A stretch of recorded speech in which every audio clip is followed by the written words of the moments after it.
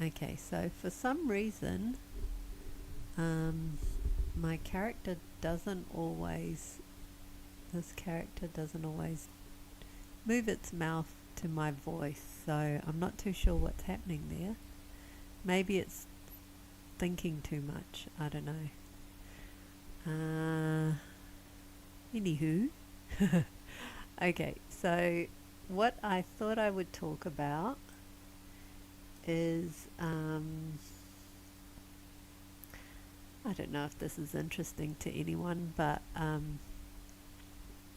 yeah, that's really annoying that the voice, the mouth is not moving when I'm talking. Wonder why that is. Anyway, I also have a button that I can push. That's I have to be selected on it. So if I select it there,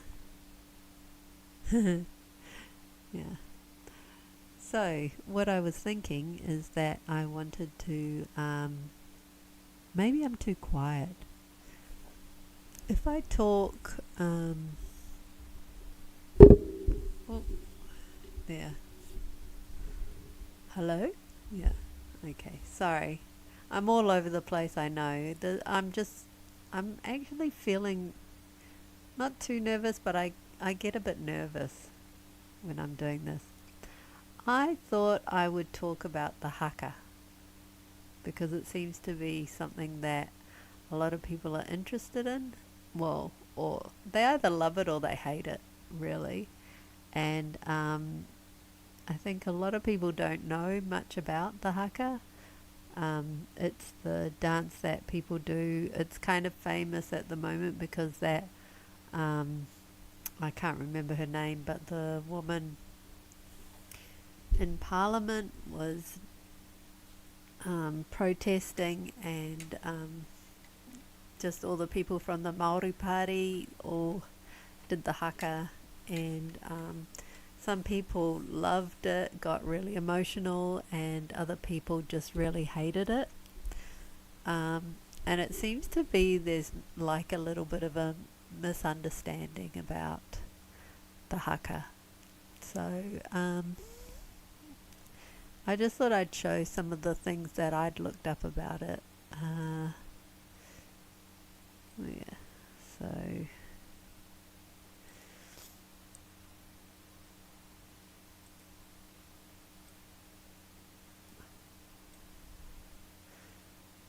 I got here the haka, the words, and the English translation. So the haka is done a lot by the All Blacks and other sports people when they're playing sports, and a lot of people think it's like a war dance, and I don't think they like it. They get a bit,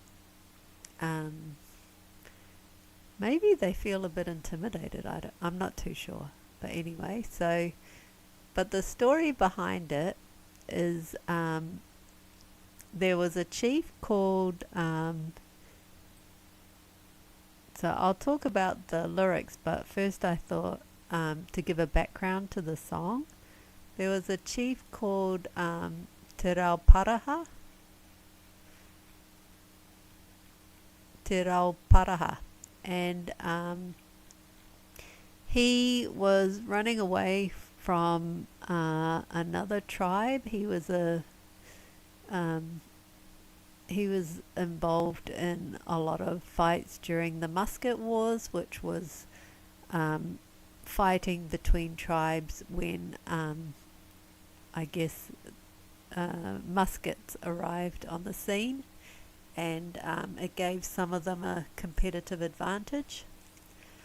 And so the tribes that had muskets defeated the tribes that didn't have. Well, the first battle with a musket, the Māori that didn't have muskets won, because muskets were a bit harder to use when they first came out. But and maybe the I think it was Honeheke or someone wasn't too sure about how to use it the first time, but they got better, and yeah, they took over. Muskets took over. Everyone fought with muskets in the end, but the ones that didn't have muskets were at a disadvantage. So anyway, Te Rau Paraha was what was he Ngati Toa from late oh no, here, let me read it.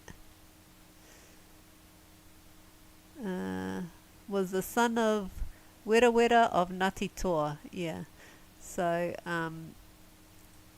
and I think some people said he was like the Napoleon of New Zealand, and back when they said that, everyone and all the English hated Napoleon. He was basically like Hitler today. So yeah, when people say he was a Napoleon, I'm not sure they were being complimentary, but definitely he was a good fighter. And he did get at one point he was running away from a tribe who wanted to kill him, and he went to a neighbouring tribe who agreed to hide him. They put him in a kumara pit, and so he hid down there, and he was afraid he was going to die. Luckily, he wasn't captured, wasn't caught by the people trying to kill him, and then the chief of the tribe dug a hole and from the kumara pit, and Te Rau Paraha saw the sun through the little hole, and he realized he was going to live one step up, and then he emerged in the sun. And also something slightly interesting is I'll just tell you the story now, the lyrics now. So kamate kamate kaora kaora is I die, I live, and it's him saying I'm gonna die, because ka is like future tense, me, so I'm gonna die in the future. So he's thinking I'm gonna die while those people are around. And then when he realizes that they've left, he's saying I live. So that's the first few lyrics. And then tēnei te tangata pūhuru huru, that's the this hairy man, and they think that that's referring to the chief. So he's, I guess, hairy. And then it says nana nei I tiki mai whakawhiti te rā, that's who summons the sun and makes it shine. So he's digging the hole to let the light in, and Te Rau Paraha sees that, and then it says upane, that's one step upward, upane kupane whititera. So that's just him walking one step forward, another step, and now the sun shines. He's out at the top of the kumara pit. So that's the story of the haka. And the other thing I wanted to say about the haka, that lots of people kind of think, like you can see there, it's a story about a guy who thinks he's going to die, is scared he's going to die, and then he lives to fight another day. I guess that's something. It's not so much, that it's not so much a war dance about killing people. It's more a story of living and you know, managing to keep one step ahead, I guess, or you know, just managing to be victorious, I guess, lucky. Yeah, that sort of thing. And people do the haka at the start of rugby. The haka is something that um, people do for like graduation, something somebody has done. Um, I know some people complain that it's kind of being overdone, that it, you know, like you don't need to celebrate every little fiddle's fart, but it's definitely something that you know, for some type of milestone or something that people think is you know, like an event, they'll do the haka. And a lot of Kiwis, whether they're Maori or not Maori, they there's a lot of pride.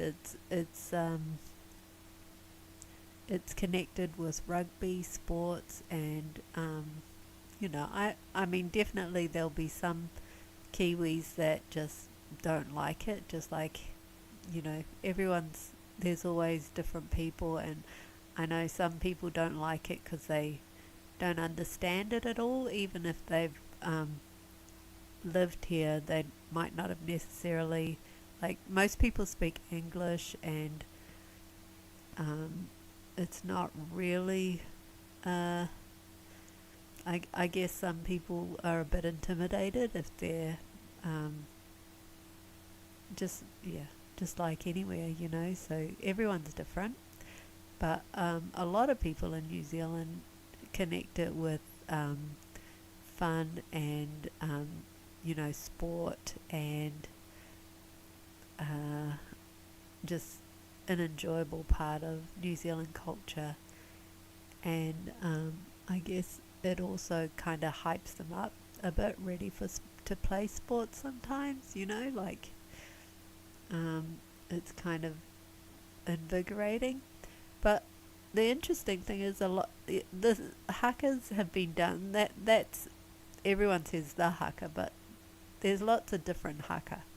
But this is the one that everyone knows. But definitely, uh, some people. Oh, let me. Oh, sorry.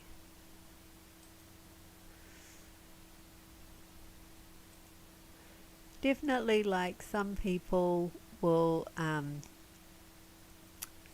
say, "Oh, hey, am I live streaming right now? Is it working? I think it's working. The stream current bit rate is lower than recommended bit rate. We recommend that you use a stream bit rate." Oh, okay. Well, I'm gonna cut it off here. I've been talking for 15 minutes, and I know I'm boring. Sorry, guys. uh, yeah. And I'm all over the place. I know. So, um, but I hope that was interesting for anyone who ever looks at this. I have one subscriber, and I think that might be me. I'm not too sure. So I never get any views or anything. So let's see if this one worked. Okay, thank you. Thank you for listening. Have a nice day. Bye.